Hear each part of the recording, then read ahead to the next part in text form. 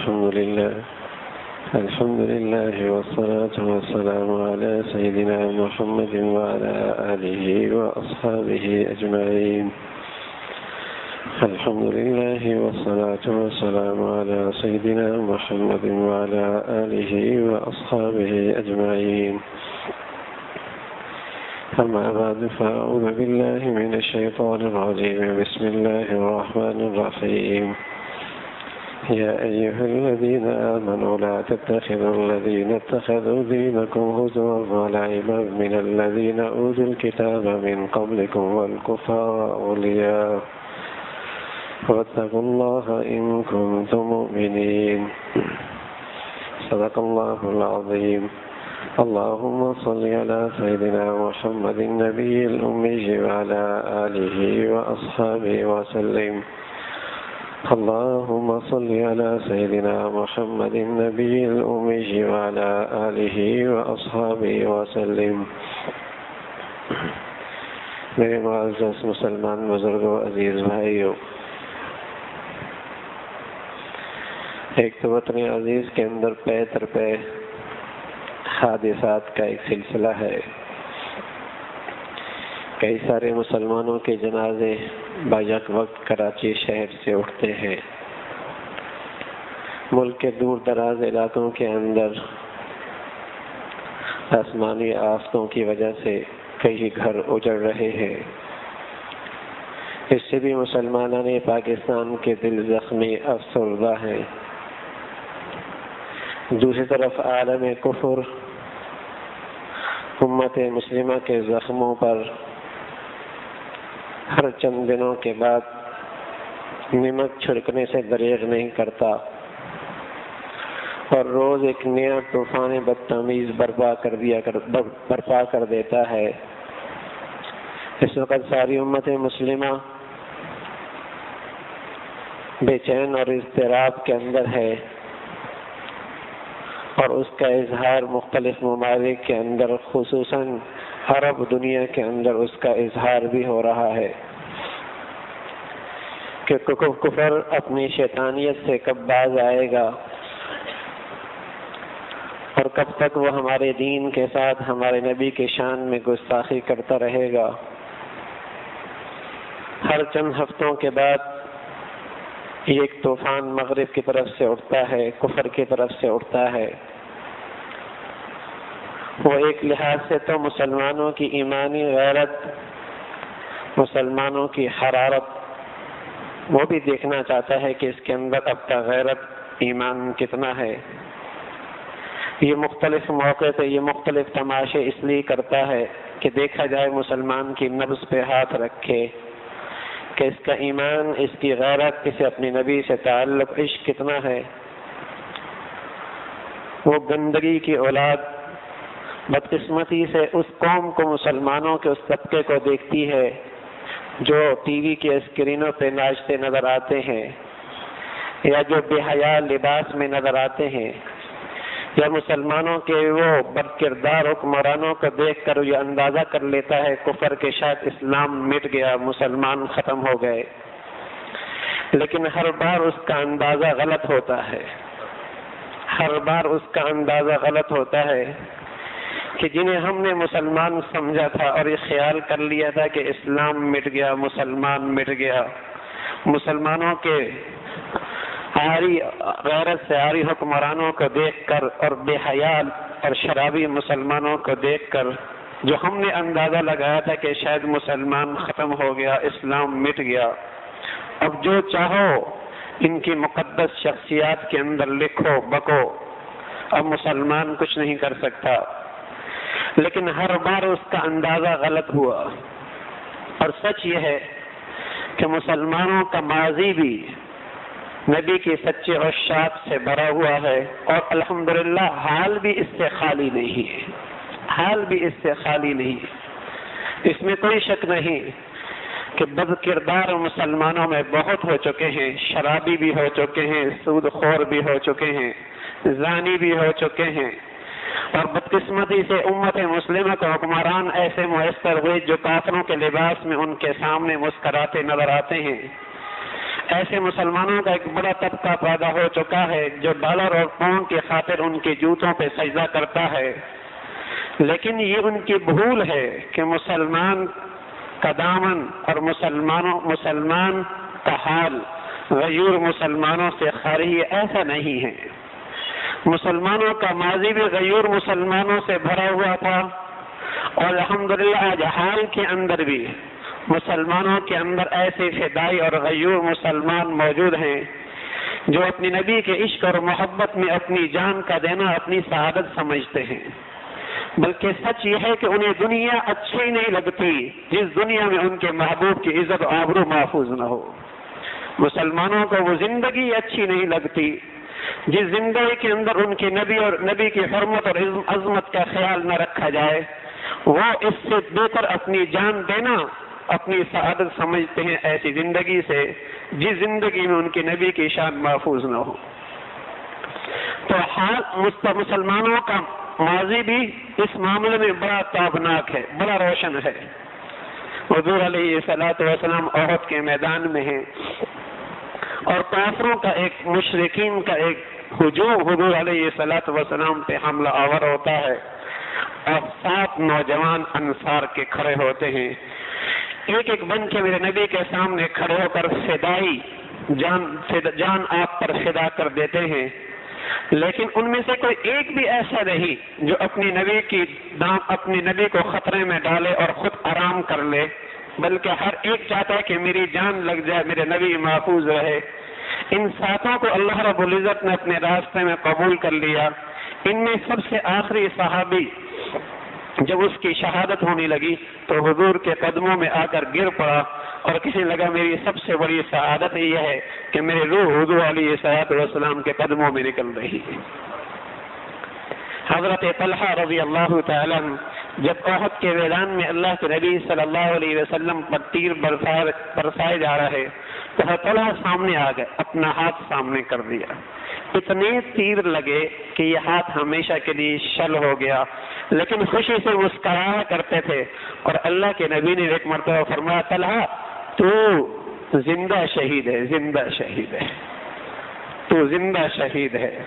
حضرت ابو دجانہ جب کافروں کی تیر کی برسات اور بڑی، ابو دجانہ آگے آ گئے اور اس نے اپنی کمر کو حضور کے لیے ڈھال بنا دیا، اپنی آنکھوں سے اپنے محبوب کا دیدار کر رہا ہے اور اپنے پشت پر کفار کے تیر کھا رہا ہے۔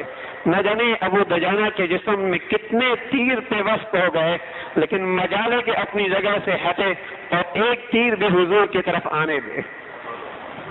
ہاں، نبی کے عاشق ایسے عروہ ابن مسعود جو مشرکین کا بڑا دانشور تھا،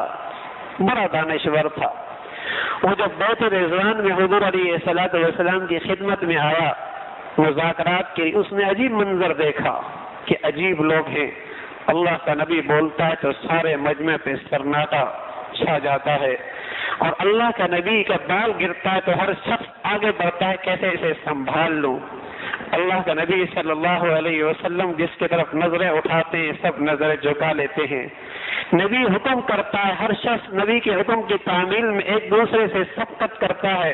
وہ عروہ ابن مسعود کہنے لگا، میں روم بھی گیا، فارس بھی گیا، ان کے محلات اور ان کے بادشاہوں کے مناظر بھی دیکھے، لیکن ایسے عشاق زمین پہ میں نے کہیں اور نہیں دیکھے۔ نبی کے ایسے فدائی اور سچے ایسے عشاق میں نے دھرتی پہ کوئی نہیں دیکھے۔ ہاں، آج کافر کے اندر یہ غم و غصہ اور یہ حسد اور کینہ اس لیے اندر سے بھڑکتا ہے اور زبان اور اس کی گندی قلم پہ آتا ہے کہ اسے کبھی کبھی خالد بن ولید یاد آ جاتا ہے، اور کبھی کبھی اسے میرے نبی کا غلام عبادہ ابن جراح یاد آ جاتا ہے، کبھی کبھی اس کافر کو صلاح الدین ایوبی یاد آ جاتا ہے۔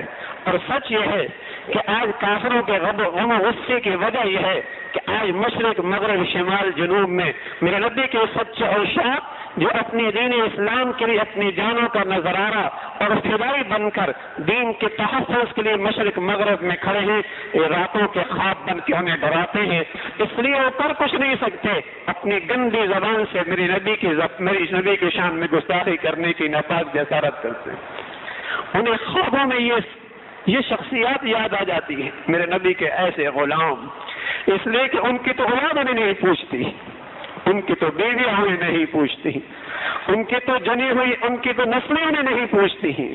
وہ حیران ہوتے یہ کیسی شخصیت تھی، یہ کیسی شخصیت تھی، کیسی اس کی تعلیم تھی، کیا صدیاں گزر گئی کہ دنیا سے چلا گیا ہے، لیکن آج بھی اس کے نام پر جان دینے والے مشرق مغرب میں پھیلی ہوئی نظر آتے۔ تو یہ بدقسمت طبقہ یہ چاہتا یہ ہے کہ نئی نسل کے دل کے اندر سے نبی کی عظمت اور حرمت کو نکال دیا جائے۔ اس کی سازش یہی ہے، اس نئی نسل کے دل سے نبی کی جو عظمت اور حرمت ہے کسی طریقے سے یہ نکال دی جائے تاکہ وہ بنیاد ہی ختم ہو جائے جس پر مسلمان کھڑا ہو کر غیور بنتا ہے، فدائی بنتا ہے، دین کا خادم بنتا ہے، اسلام کا سپاہی بنتا ہے، اپنے دین کا سچا دائی وفادار بنتا ہے، وہ بنیاد ہی مٹ جائے۔ تبھی تو بدقسمت کہتا ہے اسلام ایک سرطان ہے، نعوذ باللہ۔ تبھی تو بدقسمت یہ کہتا ہے دشمنی انہیں اسلام سے ہے، محمد رسول اللہ صلی اللہ علیہ وسلم۔ یہ کیوں پھیلتا پھولتا نظر آ رہا ہے؟ کیوں آج دنیا مشرق مغرب میں اس کے فدائی اور اس کی خاطر جان دینے والے زندہ ہے؟ تو میرے عزیزو، اس سے مسلمانوں کے دل آج مشرق مغرب میں جشناب جنوب میں دکھی ہیں، انہیں تکلیف ہے، اور اس کا اظہار پورے عالم عرب کے اندر ہو رہا ہے۔ پھر بدقسمت لوگ مسلمانوں بھی ایسے ہیں جن کی پرورش انہی کے لقمہ حرام سے ہوتی ہے، جو انہیں کے دسترخوانوں پہ پلتے ہیں، وہ مسلمانوں کو درس دینا شروع کر دیتے ہیں کہ مسلمانوں کو اتنا جذباتی نہیں ہونا چاہیے، اس سے یورپ تو غلط میسج چلا جائے گا۔ ایسے بد نصیب بھی مسلمانوں کے صفوں میں موجود ہیں کہ مسلمانوں میں اس معاملے میں اتنا جذباتی نہیں ہونا چاہیے، اس سے مشرق کو میسج غلط چلا جائے گا۔ اگر یہ بدقسمت لوگ اس وقت موجود ہو گئے جب حضرت ابراہیم کے ہاتھ میں کلہاڑا تھا اور بتوں کے سر قلم کر رہے تھے، یہ تب بھی بدقسمت لوگ کہتے کہ غلط میسج چلا جائے گا، غلط میسج چلا جائے گا۔ ارے میرے عزیزو، میں اس کر رہا ہوں مسلمانوں کے لیے وہ دنیا اچھی نہیں ہے جس دنیا کے اندر میری نبی کی حرمت اور عظمت کا تحفظ نہ ہو، وہ دنیا نہیں ہے۔ یہ تو بعد میں فیصلہ ہوگا مسلمان امن کے لوگ ہیں یا دہشت گرد ہیں، یہ فسادی ہیں یا امن پھیلانے والے ہیں، یہی صحیح راستے پہ یا غلط رخ پر ہیں، یہ جذباتی یا کیسے ہی تو بعد میں فیصلہ ہوگا۔ لیکن اس نقطے پر مسلمان غیور متفق ہے الحمدللہ کہ مسلمان اس زندگی کو زندگی نہیں سمجھتا، اس دنیا کو رہنے کے قابل نہیں سمجھتا جس دنیا کے اندر اس کی نبی کی عظمت حرمت محفوظ نہ ہو۔ اس نقطے پہ غیور مسلمان متحد ہے کہ وہ دنیا رہنے کی جگہ نہیں ہے جہاں اس کی نبی کی شان عظمت حرمت محفوظ نہ ہو۔ یہ ہماری زندگی کا ہماری ساری زندگی کا مقصد اور بنیاد یہ ہے۔ اگر یہی نہیں ہے تو زندگی نہیں ہے۔ تو میرے عزیزو، دشمن مختلف ہیلوں سے، سازشوں سے یہ کوشش کر رہا ہے کسی طریقے سے مسلمانوں کا تعلق اپنے نبی سے ٹوٹ جائے۔ ایسے موقع پہ ایک تو انداز وہی ہے کہ آدمی ان سے نفرت کا اظہار کرے، جذبات کا اظہار شریعت کے حدود میں رہ کے کرے، لیکن ایک اور انداز بھی جو اپنی نبی سے اور زیادہ وفاداری کا انداز ہے کہ آدمی عزم کرے، نیت کرے، ارادہ کرے کہ آج کے بعد کافروں کی زندگی جو میرے گھر میں ہے اور میرے شادیوں اور غمیوں کے اندر ہے اور اس کے طور طریقے جو میرے رہن سہن کے اندر ہے، ہم اس سے بھی نفرت کا اظہار کریں، ہم ان سے بھی نفرت کا اظہار کریں۔ اللہ رب العزت نے مسلمانوں کو غیرت دلائی ہے، غیرت دلائی ہے۔ فرمایا یا ایھا الذین آمنوا لا تتخذوا الذین اتخذوا دینکم ہزوا ولعبا من الذین اوتوا الکتاب من قبلکم والکفار اولیاء واتقوا اللہ ان کنتم مؤمنین۔ جو تمہارے دین کا مذاق اڑاتے ہیں، جو تمہارے دین کو کھیل بنا رہے ہیں، تمہیں اتنی بھی غیرت نہیں کہ پھر ان سے یاریاں لگاتے ہو، پھر تم انہیں اپنا آئیڈیل بناتے ہو، وہی تمہاری زندگی کے نمونہ، تمہاری ترقی کی منزل وہی، تمہارے نظر میں کامیابی کا نقطہ وہی، جس وقت پہ کافر چل رہا ہے۔ کچھ تو غیرت کرو، کچھ تو غیرت کرو۔ جو تمہارے نبی کے دشمن، تمہارے دین کے دشمن، تمہارے قرآن کے دشمن، وہ تمہارے پیشوا، تمہارے آئیڈیل، تم زندگی میں ان کی نقل کر رہے ہو. تم زندگی میں کوئی شخص غیرت مند بیٹا ہو، غیرت مند بیٹا، کوئی اس کی ماں کا دشمن ہو، برا بھلا کہے، کوئی غیرت مند بیٹا ہو اور کوئی اس کے باپ کو برا بھلا کہے، کیا خیال ہے؟ کیا رویہ ہوگا اس کا؟ دوستیاں لگائے گا، یاریاں لگائے گا، ان کی تعریف کرے گا. اگر غیرت مند حلالی ہے، اگر حلالی ہے. اور سچ عرض کر رہا ہوں میرے عزیزو، جس کا حسب نسب میری نبی کی امت کے ساتھ صحیح ہے، جس کا حسب نسب میری نبی کی امت کے ساتھ صحیح ہے، وہ کبھی بھی کافروں کی تہذیب کو پسند کی نگاہ سے نہیں دے سکتا. کافروں کے طور طریقے کو کبھی پسند کی نگاہ سے نہیں دے سکتا. اسے اپنی عزت کا معیار نہیں سمجھتا، کبھی نہیں دیکھ سکتا. اگر اس کا نبی کی امت سے اپنا حسب نسب ٹھیک ہے، حلالی بیٹا ہے میری نبی کی امت کا، تو کبھی بھی نبی کے دشمنوں کو اپنا دوست نہیں بنائے گا، دوست نہیں بنائے گا. تو میرے عزیزوں، کرنے کا کام یہ ہے، کرنے کا کام یہ ہے. ایک طرف تو اپنی زندگی کا جائزہ لے، کہیں نبی کے دشمنوں کی زندگی میرے گھر میں تو نہیں ہے، کہیں میری اولاد کا رخ نبی کے دشمنوں کی طرف تو نہیں ہے، کہیں میرے گھر کا رنگ ڈھنگ نبی کے دشمنوں والا تو نہیں ہے. یہ کرنے کا کام ہے.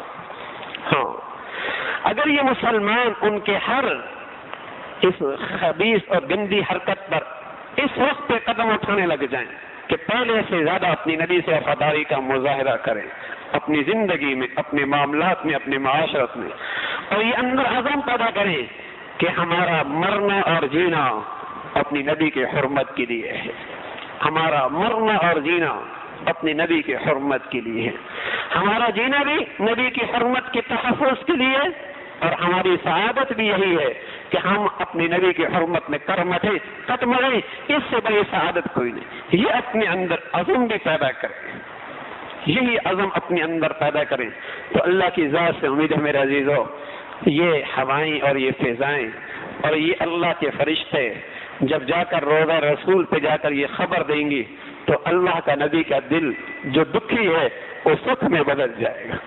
ہاں، جو میرے نبی کا دل دکھی ہے، اس میں کوئی شک نہیں کہ آج مسلمان تعداد میں بہت ہے، لیکن بدقسمتی سے ہم اپنے نبی کے سامنے آج شرمندہ ہیں کہ ہم غلیظ دنیا کے پیچھے پڑ چکے ہیں، ہم دنیا کے اسٹیٹس کے پیچھے پڑ چکے ہیں، ہم غلیظ بنگلے کوٹھیوں کے اپنے اندر اسی کی کشش ہمارے دلوں کے اندر بیٹھی ہوئی ہے، ہم اسی کو ترقی کا معیار سمجھ رہے ہیں. اس لیے آج اپنے نبی کے سامنے ہم شرمندہ ہیں کہ نبی اتنی بڑی تعداد مسلمانوں کی ہے اور پھر بناتے پھر رہے اس کے دشمن، اور کھلے عام میرے نبی کی گستاخی کی جا رہی ہے. تو میرے عزیزوں، اپنی نبی کا دل خوش کرنا ہے اور روزہ رسول پہ جا کے سرخرو ہونا ہے اور حوض کوثر پہ اپنی نبی کے سامنے جیسے کہیں کہ سرخ ہو کے حاضری دینی ہے اور اللہ کے نبی کی شفاعت کی امید ہے. تو پھر اپنی نبی سے سچی وابستگی کا اظہار کرو، اپنے رہن سہن کے اندر، اپنے اٹھنے بیٹھنے کے اندر، اپنی غمی خوشی کے اندر، اپنی اولاد کی تربیت کے اندر نبی علیہ الصلوۃ والسلام کی تعلیمات کو دیکھو، اپنی نبی کے عشق اور محبت کو سامنے رکھ کر اپنی اولادوں کو اپنے گھروں کا ماحول بناؤ. اللہ مجھے بھی اور آپ کو بھی کہنے سننے سے عمل کی توفیق نصیب فرما دے. وآخر دعوانا الحمدللہ رب العالمین.